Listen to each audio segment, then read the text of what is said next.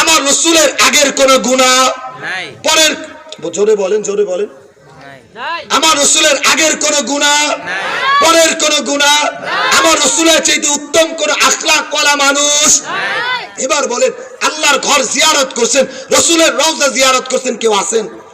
একজন? আরে অনেক হাজি, আল্লাহ কবুল করেন। বলেন তো আপনারা আমার রাসূলের রওজা আরে মান্নত করতে দেয় না, সেজদা দিতে দেয় না, কপাল ঠেকাইতে দেয় না? বলেন কি আপনারা?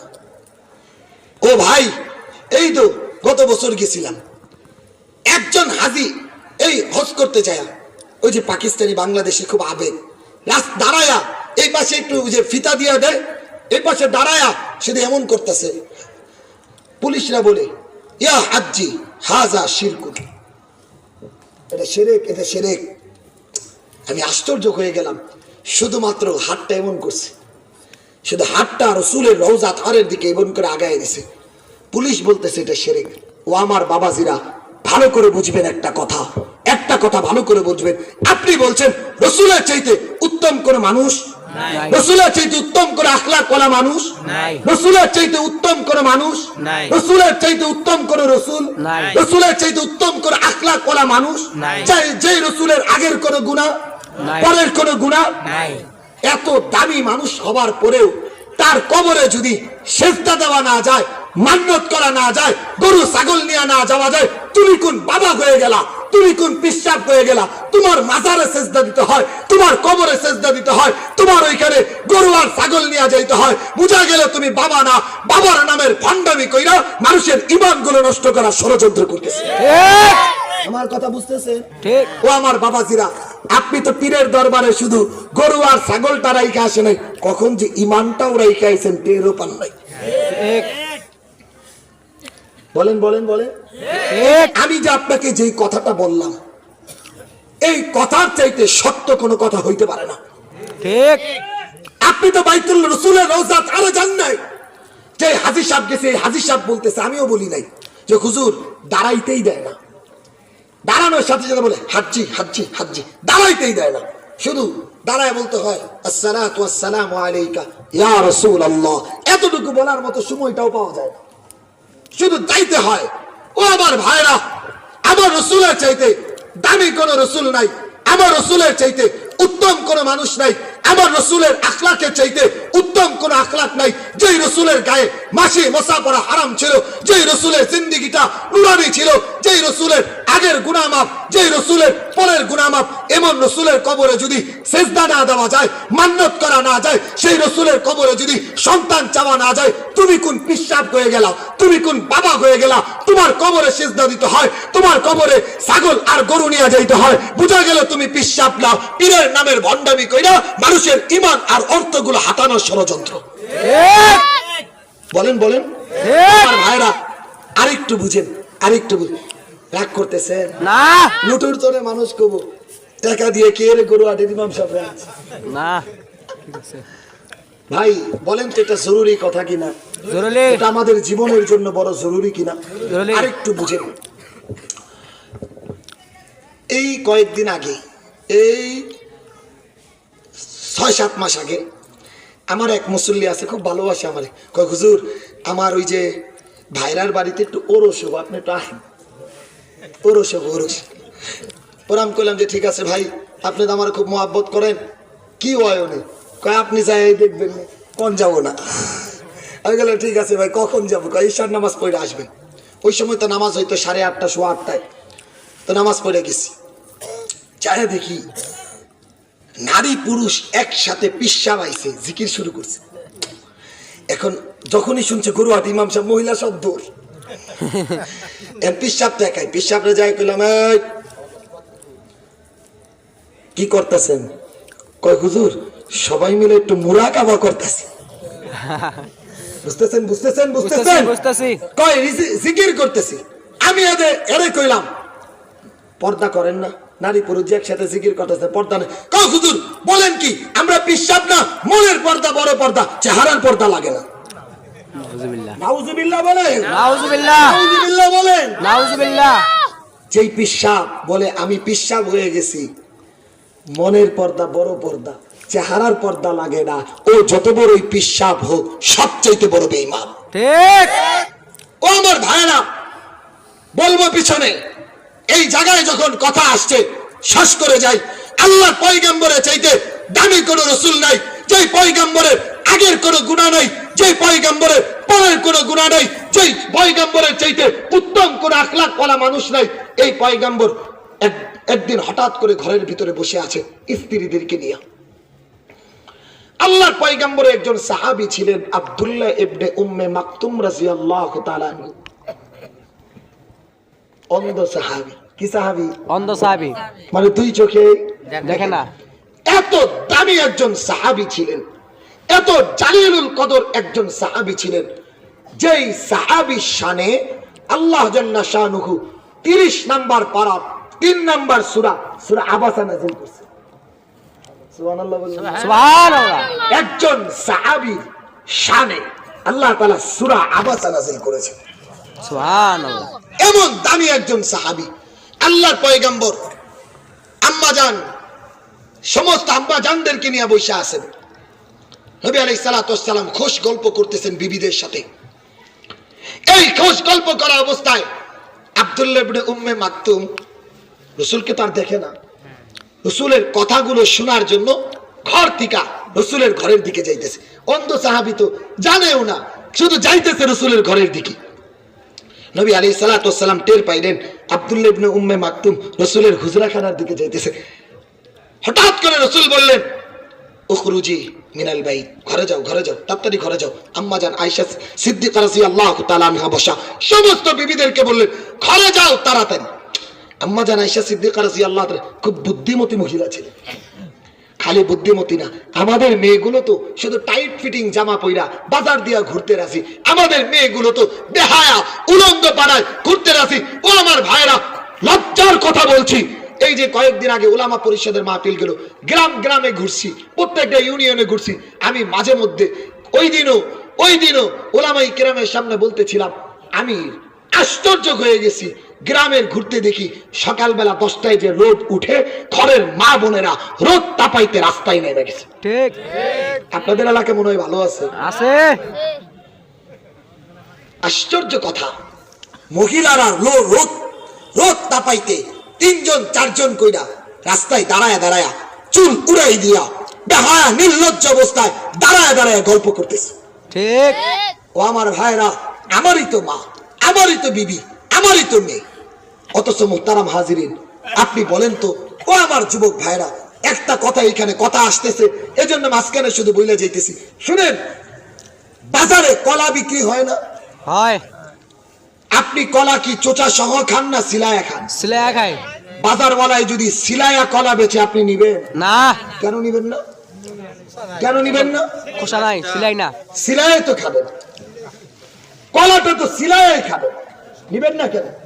বলে হুজুর, মানুষের হাত পড়ছে, মানুষের চোখ পড়ছে, মাছি পড়ছে, ময়লা পড়ছে, আবর্জনা পড়ছে, এটা যদি আপনি ভালো বুঝেন, একটা কলা আপনি সিলায় খাবেন, একটা কলা না সিলায় আপনি খাইতে পারবেন না। এরপরেও সিলায়া যদি কলা বিক্রি করে ব্যাপারী, আপনি তার কাছ থেকে কলা কিনবেন না। দোকানদার যদি সিলায়া কলা বেচে, আপনি যদি না কিনেন, আল্লাহ তাআলা আপনার বিবিরে, আপনার মেয়েরে কলার ভিতরে পর্দার সাথে রাখতে বলছেন, যাতে কইরা মাছি নামক লম্পট গুলোর চেহারার ভিতরে না পড়ে, ইফতিজিংকারী যুবকের চেহারায় না পড়ে। এজন্য আল্লাহ তাআলা কলার মতো এক পর্দা দিয়া আপনার বিবি আর আমার মেয়েটারে রাখছেন। এখন আপনার কলার মতো সিলায়া যদি আপনি সিলায় খাবেন, কলাটা সিলায় খাবেন, এরপরে মাছি পড়ার কারণে যদি কলাটা না নেন, আপনার বিবির দিকে, আপনার মেয়ের দিকে ছেলেটা যে তাকাইতেছে, ভিন্ন দেশের ছেলেটা তাকাইতেছে, অন্য এলাকার ছেলেটা কুনজরে তাকাইতেছে, আপনার কি একটু লজ্জা শরম হয় না? বলেন বলেন বলেন। ও আমার ভাইরা, একটু ধাক্কা দিয়েই বললাম যাতে করে আমার কথাটা আপনাদের দিলে লাগে। মাফ করবেন, আল্লাহ রেখেছেন ইজ্জত আর সম্মান পর্দার ভিতরে। আপনি সেই পর্দাকে লঙ্ঘন করে আপনার বিবি রাস্তায় রৌদ্র তাপাইতেছে, আল্লাহর আদালতে আপনাকেও জবাবদিহি করতে হবে।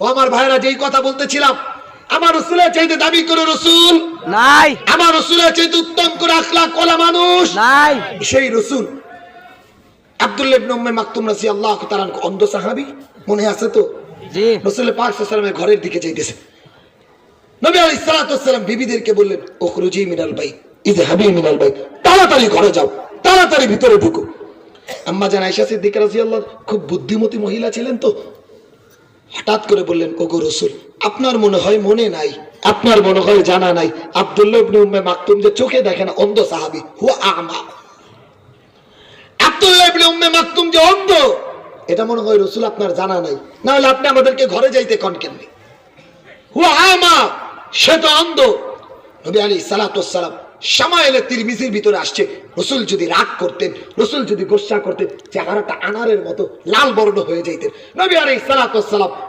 একটু রাগ করেই বললেন হুয়া আমা আব্দুল্লাহ ইবনে উম্মে মাকতুম নয় অন্ধ আনতি আমা তুমি কি অন্ধ তোমরা কি অন্ধ আব্দুল্লাহ ইবনে মাকতুম তোমাদের দেখলে যেই পরিমাণ গুনাহ হইতো তোমরা যদি আব্দুল্লাহ ইবনে উম্মে মাকতুমরে দেখো সেই পরিমাণ গুনাহই হবে ঠিক ও আমার ভাইরা আম্মা জান আয়েশা সিদ্দিকার মতো কোনো পুত পবিত্র মহিলা পৃথিবীতে আসবে না উলামায়ে কেরাম মাথাটা ঠাস করে নাড়াইছেন কেন জানেন ইফকের এক ঘটনা আল্লাহ তাআলা কালামে হাকিমের ভিতরে দীর্ঘ আলোচনা করছেন আম্মা জান আয়েশা সিদ্দিকাকে অপবিত্রতা এক প্রলেপ লাগিয়েছিল মুনাফিকরা পারে নাই আল্লাহ তাআলা আম্মা জান আয়েশা সিদ্দিকার পবিত্রতা কালামে হাকিমে বর্ণনা করছেন সুবহানাল্লাহ বলেন সুবহানাল্লাহ শুধু তাই না আম্মা জান আয়েশা সিদ্দিকা রাদিয়াল্লাহু তাআলা আনহার শানে আমার রাসূল বলেন ফাদলু আয়েশা আলান নিসা কাফাদুলিস সারিদি আলা সাইরিত তুআম আমাদের কাছে এখন এটা একটু বুঝেন আমাদের দেশে বিরিয়ানিটা খুব মজার খাবার না জি গরুর গোশত ভাত খুব মজার খাবার না জি মদিনার একটা খাবারের নাম হলো সারিদ আল্লাহর পয়গম্বর বলেন ফাদলু আয়েশা আলান নিসা কাফাদুলিস সারিদি আলা সাইরিত তুআম খাবারের ভিতরে সবচেয়ে শ্রেষ্ঠ খাবার মজাদার খাবার যেমন সারিদ খাবার আমার কাছে সমস্ত মেয়েদের ভিতরে সারিদটা যেমন খাবারের ভিতরে শ্রেষ্ঠ সমস্ত নারীদের ভিতরে আম্মা জান আয়েশা সিদ্দিকা সবচেয়ে শ্রেষ্ঠ সুবহানাল্লাহ শুধু তাই না আম্মা জান আয়েশা সিদ্দিকা রাদিয়াল্লাহু তাআলা আনহার পবিত্রতা স্বয়ং রব্বে কারীম আসমান থেকে আয়াত নাজিল কইরা জিবরিল আমিনরে পাঠায়া রাসূলকে জানায়া দিয়েছে সুবহানাল্লাহ এর চাইতে পুত পবিত্র কোন মহিলা পৃথিবীতে নাই এটা তো একমত নাকি ঠিক যেই মহিলার পবিত্রতা আসমানের মালিক বলেছেন যেই মহিলা আল্লাহর পয়গম্বরের বিবি যেই মহিলা সম্পর্কে আল্লাহ রাসূল বলেছেন সমস্ত স্ত্রীর ভিতরে শ্রেষ্ঠ এবার বলেন আপনারা যেই রাসূলের আগের গুনাহ নাই পরের গুনাহ নাই যেই রাসূলের চাইতে উত্তম কোন রাসূল নাই সেই রাসূল তার বিবি পুত পবিত্র বিবিরে অন্য এক অন্ধ সাহাবীর থেকে পর্দা করাইতেছেন পর্দার কথা বলতেছেন আর আপনার বিবিরে পিশাবের কাছে পাঠিয়ে দিবেন পিশাব নারী পুরুষ মিলা একসাথে জিকির করছে পর্দার ধার ধারা নেই বুঝা গেল সে পিশাব না পীরের নামের ভণ্ডামি কইরা মানুষের ঈমান গুলো নষ্ট করার ষড়যন্ত্র করতেছে ঠিক সবাই একমত একমত সবাই একমত একমত তাহলে যেই পিশাব এলাকায় নারী পুরুষ একসাথে জিকির করবে ও যুবক ভাইরা জুতাটা নিয়া তাদেরকে এলাকা ছাড়া করবা ঠিক এটা তোমার ইমানের দায়িত্ব কেন তুমি যদি এই পিশাব এলাকা ছাড়া না করো এই ভণ্ড এই ইমান বিক্রি করনেওয়ালা এই ইমান হরণকারী পিশাব যদি তোমার এলাকায় থাকে তোমার মাটা বেঈমান হবে তোমার বোনটা বেঈমান হবে তোমার বাবাই বেঈমান হবে ইমান হারা হয়ে কবরে যেতে হবে ঠিক এজন্য মোহতারাম হাজিরিন মোটর চরের মানুষ শক্ত ভূমিকায় রাখবেন আমার কথাগুলো বুঝেন আল্লাহ রাসূলের চাইতে দামি কোন রাসূল নাই যেই রাসূলের আগের গুনাহ নাই যেই রাসূলের পরের কোন গুনাহ নাই সেই রাসূল যদি শ্রেষ্ঠ মহিলা আম্মা জান আয়েশা সিদ্দিকাকে অন্ধ সাহাবীর থেকে পর্দা করানোর কথা বলে তুমি কোন বাবা হয়ে গেলা তুমি কোন পিশাব হয়ে গেলা নারী পুরুষ মিলা একসাথে জিকির করতেছ আরে ভাই নারী পুরুষ মিলা তো একসাথে জিকির করে না করে হইল আপনার বিবির চরিত্রটা আপনার বিবির আখলাকটা নষ্ট করে দেওয়ার ষড়যন্ত্র ঠিক আল্লাহ আমাদেরকে বুঝার তৌফিক দান করুন আমিন 3 নাম্বার আরেকটা কথা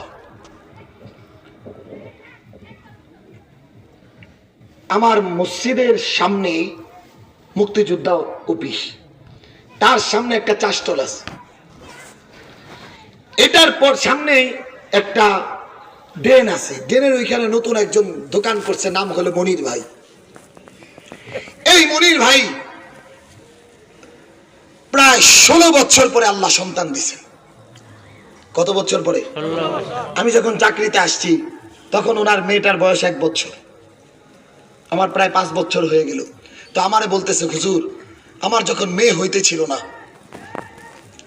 আমার এক বন্ধু আমারে কইছে 70,000 টাকার একটা গরু কিনা আটরশি যাবি। কই যাবি? আটরশি যাইয়া পীরের দরবারে গরুটা দিয়া পীরের মাজারে একটা হাতটা জোর কইরা মাথাটা নিচু কইরা একটা সেজদা দিয়া একটা সন্তান চাবি, 1 মাসের মাথায় তোর সন্তান হবো। মনির ভাইয়ের ইমানটা খুব মজবুত এখনো। বলে আমি হেরে কইছিলাম আমার জীবনটাও যদি চইলা যায়, সন্তান তো অনেক দূরের ব্যাপার, বিবি তো অনেক দূরের ব্যাপার, আমার জীবনটা চইলা গেলেও তো পীরের কাছে যায় সেজদা দিব না। আল্লাহ কবুল করছিলেন, কথাটা মনে হয় এই 3 মাসের মাথায় বলে গর্ভে সন্তান আসছে, অথচ ডাক্তার পারে নাই। ও আমার ভাইরা, আপনারা বলেন তো দেখি, আপনারা আমার একটা কথা বলেন, ইব্রাহিম পয়গাম্বর আগে না বাবা আদম আগে? বুঝতে পারেন নাই? ইব্রাহিম পয়গাম্বর আগে না বাবা আদম আগে? ইব্রাহিম পয়গাম্বরের আল্লাহ তাআলা 80 বছর পরে সন্তান দান করছে। কত বছর পরে? 120 বছর পরে বৃদ্ধ বয়সে আল্লাহ একটা সন্তান দিচ্ছেন, ইসমাইল। এই যে কুরবানির সময় হুজুররা বয়ান করে, 120 বছরের পরে আল্লাহ একটা সন্তান দিচ্ছেন ইব্রাহিম পয়গাম্বরকে। ও আমার বাবাজিরা, আপনারা বলেন তো, ইব্রাহিম পয়গাম্বর কি জানেন না বাবা আদমের কবরটা দুনিয়াতে আছে? আছে। জানেন নাই? জানে। আরে বাবা আদম তো শুধু বাবা না, আসল বাবা। ঠিক। বাবা আদম তো ভণ্ড পীরের মতো বাবা না, খাজা বাবার মতো বাবা না। বাবা আদম তো আসল বাবা, শুধু আসল বাবা না, আসল মানুষ।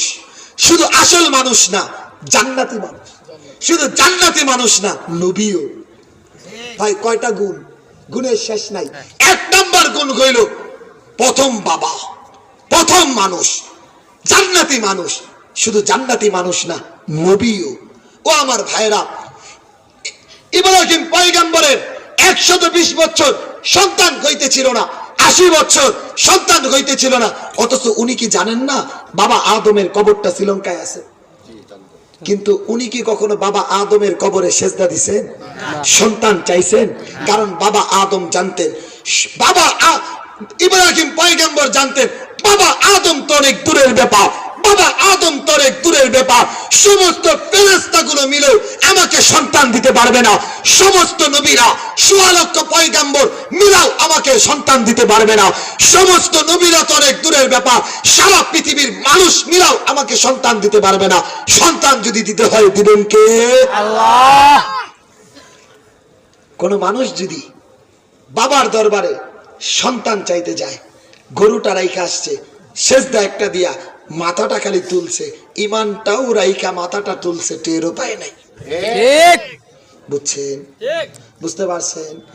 এখন বলেন, যে পীরের দরবারে গেলেন, আপনি ছাগলটা মান্নত করলেন, গরুটা মান্নত করলেন, সন্তান চাইলেন, ব্যবসা বাণিজ্যের লাভ চাইলেন, সবকিছু চাইলেন, আপনি সব পাইলেন, কিন্তু কি রাইখে আইছেন? ঈমান। বলেন কি রাইখে আইছেন? ঈমান। আপনি ঈমানটা পাবেন।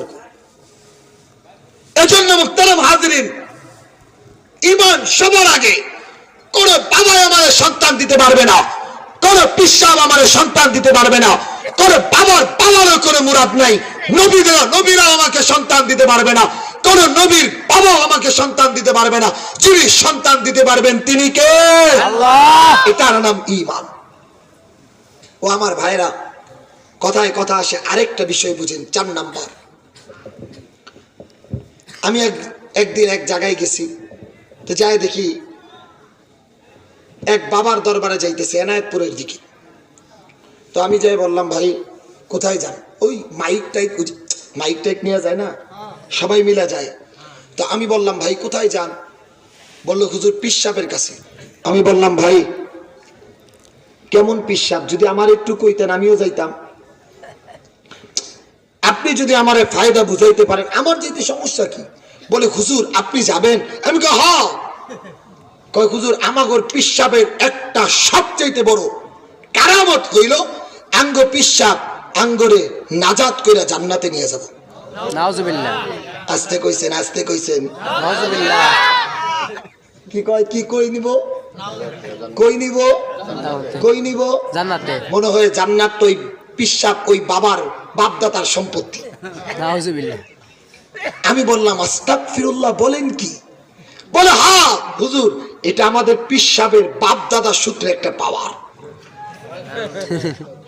ইমান, ইমান আছে না নাই? নাই। বলেন ইমান আছে না নাই? নাই। ভালো করে বুঝেন, যুক্তির আলোকে বুঝাইতেছি, বাস্তব কথাগুলো বুঝাইতেছি। ও আমার ভাইরা ভালো করে বুঝবেন, কোন পিসাব আমাকে জান্নাতে যেতে নিয়ে যেতে পারবে না, পারবে না তো অনেক দূরের ব্যাপার। শুনেন মাত্র, আমার সাথে একটা ছেলে ঢাকায় যাত্রাবাড়িতে লেখাপড়া করত। এই ছেলেটা ওই যে বাবায় পিসাবের মুড়ি, খালি ওই আলেম, ওই যে আমার যে বন্ধু এরে কয় ওই বাবার দরবারে একটু যাই, তোর ভাগ্য খুইলা যাব। আর আলেম তো তুই, কয়েকদিন পরে পিসাব তোরে মুরিদ বানাবো। ছেলেটা জাদরেল ইমান। তো বাবারে কইছে বাবা পিসাবের কি কাম? বলে পিসাব আঙ্গরে জান্নাতে নিয়ে যাব। কয় ঠিক আছে বাবা, আমি যদি প্রমাণ করতে পারি তোমার পিসাব আঙ্গরে চিনবো না, তুমি কি মানবা? কয় হ। ঠিক ওই বাড়িতে পিসাব আইছে। ছেলেটা এই বাড়ির যে মুরব্বী সন্তান, এটা পরিচয় দেয় নাই। ছেলেটা যায় পিসাবরে যায় বলছে আসসালামু আলাইকুম হুজুর কেমন আছে? বলে আলহামদুলিল্লাহ ভালো। পকেট থেকে 500 1000 টাকা কসকসা 2টা নোট পিসাবরে দিছে। পিসাবরে দিয়া মুসাফা টুসাফা কইরা আইসা পড়ছে, বুঝাইছে। বলে হুজুর আমি আলেম, আলেম যাত্রাবাড়ি আলেম, ভাই এই যে খেরগুলা দিয়া দেন ওইদিকে, এই শেষের পর্দাটা তুইলা দিলেই তো হইতো রে ভাই। কোথায় আগাম কই কর, কই আগাম কর। হ্যাঁ ও ভাই মুরব্বী বাবারা বলে থাকে যুবকরা একটু আগাম তো, যুবক ভাইরা একটু উঠে উঠে একটু আগাম তো দেখি। এই আপনি যুবক ভাইরা একটু আগাম তো দেখি। আপনারা একটু ছোট ব্যান্ডেল করছেন কি? এটা আইন গো, একটু আইন। জায়গাটা বান্দা শেষ করতে পারে নাই, খেতে মধ্যে দিতে আইন গো। একটু সবাই একটু বৈশা বয়ান শুনি নাকি? আল্লাহ কবুল করে। আমার একটু কষ্টের কারণে যদি আরেক ভাই বয়ান শুনতে পারে আল্লাহ সওয়াব দিব। ভাই একটু আসি গো, একটু আসি, আসি আসি আসি, এই যে দাঁড়ায় আছে ভাইরা একটু আসি গো, আসি আসি আসি। আল্লাহ গো একটু চা, গরম চা, এই একটু আসেন গো, একটু আসেন। এই খালি জায়গাগুলো একটু পূরণ করলে যে ভাইয়েরা তার সম্পর্ক হয়ে গেছে। হুজুর চমৎকার বয়ান করবেন। আর আইসা যখন শুনলাম আমাদের ইমাম সাহেবের কাছে হুজুর কালেকশন নাই, দিলটা আরো জোড়াই গেছে। এই জন্য ভাই যারা দাঁড়ায় আছি আসি জায়গায় বসি ইনশাল্লাহ। আল্লাহ কবুল করেন, আমিন কর। আল্লাহ যেন আমাদের এই মাহফিলকে নাজাতের জরিয়া বানায় দেন, আমিন কর। ও আমার বাবাজিরা, ওই যে বলতেছিলাম পিসাব আমার জান্নাতে নিব, মনে আছে? এই ছেলেটা পিসাবরে যায় সালাম দিছে আসসালামু আলাইকুম হুজুর কেমন আছে, মুসাফা করছে। কইছে আমি অমুক মাদ্রাসায় পড়ি, সব কথা কয় হুজুর ভালো করে আমার একটু চিনা রাখেন। কয় ঠিক আছে। পিসাবরে হুজুর আপনি আমারে চিনছেন? কয় না তো। কয় ওই যে কসকসা টাকা। কয় না তো। কয় ওই যে 500 2টা টাকা। কয় না তো। কয় শুনেন ওই যে আমি কইছিলাম যাত্রাবাড়ি মাদ্রাসায় পড়ি, 6 মাস আগে পিসাব কার সাথে দেখা করছিল এত মুরিদের মধ্যে, মনে আছে? বলেন বলেন মনে আছে? নাই। এখন তো পিসাব কয় না তো বাবা আমার তো মনে নাই।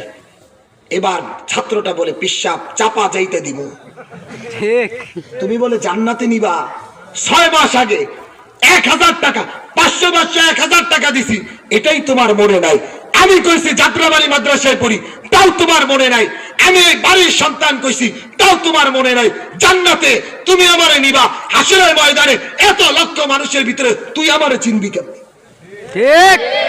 তারপরে বোঝা গেল ওই পিসাব আমার কাছ থেকে অর্থ সম্পদ গরু ছাগল সব নিয়ে আমার ইমানটা সুন্দর করে রাইখে দিতেছে। ঠিক। ও আমার ভাইরা, ও আমার ভাইরা, কিভাবে বুঝাইলে আপনি বুঝবেন? কিভাবে বুঝাইলে বুঝবেন? আম্মা জান ফাতেমাতুজ জোহরা রাদিয়াল্লাহু তাআলা আনহাকে নবী আলাইহিস সালাতু ওয়াস সালাম ডাক দিয়েছেন।